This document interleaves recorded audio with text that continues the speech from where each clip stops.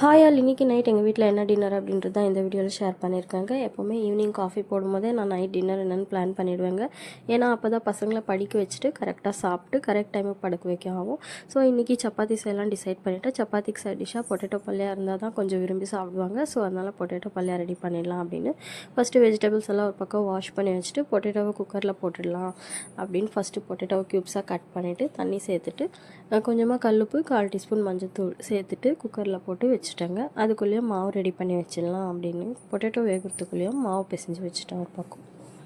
எப்போவுமே மாவு பிசைஞ்சிட்டு உடனே சப்பாத்தி செய்யக்கூடாது. ஒரு 1/2 ஹவர் இல்லை 1 ஹவர் ஊற வச்சுட்டு செஞ்சிங்கன்னா சப்பாத்தி ரொம்பவே சாஃப்டாக வரும். ஸோ கண்டிப்பாக நீங்களும் ட்ரை பண்ணி பாருங்கள். நான் சப்பாத்திக்கு மாவு பிசைஞ்சிட்டு ஒரு 1/2 ஹவர் ஊற வச்சுட்டு சரி அதுக்குள்ளே பல்லியா செஞ்சிடலாம் அப்படின்னு அதை ரெடி பண்ணிவிட்டேன். ஃபஸ்ட்டு 2 பெரிய சைஸ் வெங்காயம் பொடியாக கட் பண்ணிகிட்ருக்கேன். 2 மீடியம் சைஸ் டொமேட்டோஸு, ஒரு 5லேருந்து 6 பச்சை மிளகாய் எடுத்துருக்கேன். கொஞ்சமாக கருவேப்பிலை, கொஞ்சம் கொத்தமல்லி, 1 டேபிள் ஸ்பூன் அளவு இஞ்சி பூண்டு பேஸ்ட்டு. இப்போ இது எல்லாமே கட் பண்ணி வைக்கிறதுக்குள்ளவே பொட்டேட்டோ வெந்துருச்சு. ஸோ அதை வந்துட்டு தோலெல்லாம் பீல் பண்ணிவிட்டு நல்லா மேஷ் பண்ணி தனியாக எடுத்து வச்சுக்க போகிறோம்.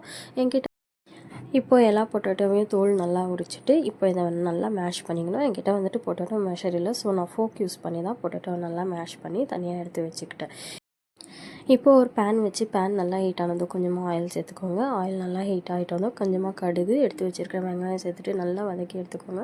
இது கூடவே கொஞ்சமாக கருவேப்பிலை, எடுத்து வச்சுருக்க பச்சை மிளகா, 1/4 டீஸ்பூன் மஞ்சள்தூள் சேர்த்துட்டு கொஞ்சோண்டு உப்பு சேருங்க. ஏன்னா ஆல்ரெடி பொட்டேட்டோ உப்பு சேர்த்துருக்கோம். வெங்காயம் நல்லா வதங்கணும். டொமேட்டோ சேர்த்துட்டு ரெண்டுமே நல்லா ஸ்மாஷ் ஆனதும் அந்த 1 டேபிள் ஸ்பூன் அளவு இஞ்சி பூண்டு பேஸ்ட்டு, ஒரு 1/2 டீஸ்பூன் அளவு மிளகாய்த்தூள் சேர்த்துட்டு நல்லா வதக்கி விட்டுட்டு கொஞ்சமாக தண்ணி சேர்த்துக்கோங்க. தண்ணி நல்லா கொதிச்சதும் ஸ்மாஷ் பண்ண பொட்டேட்டோவை அதில் சேர்த்துட்டு நல்லா கலந்து விட்டுக்கோங்க. சால்ட் வேணும்னா ஒன்ஸ் செக் பண்ணிக்கோங்க. இப்போ 10 மினிட்ஸ் நல்லா கொதிக்க விட்டு எடுத்திங்கன்னா சூப்பரான பொட்டேட்டோ பல்லியா ரெடி ஆகிடும். ஒரு பக்கம் பல்லியா ரெடி ஆகுது, இன்னொரு பக்கம் சப்பாத்தி செஞ்சு ஃபஸ்ட்டு பசங்களுக்கு கொடுத்துடலாம் அப்படின்னு எல்லா சப்பாத்தியாக திரட்டிட்டு ஃபஸ்ட்டு பசங்களுக்கு 2 சப்பாத்தி சுட்டுட்டு இன்றைக்கி டின்னர் முடிச்சுட்டேங்க. இந்த வீடியோ உங்களுக்கு பிடிச்சிருந்தா ஒரு லைக் பண்ணிவிட்டு எங்கள் ஐடியா ஃபாலோ பண்ணிக்கோங்க. மறக்காமல் எங்கள் யூடியூப் சேனலை சப்ஸ்கிரைப் பண்ணிக்கோங்க. தேங்க்ஸ் ஃபார் வாட்சிங்.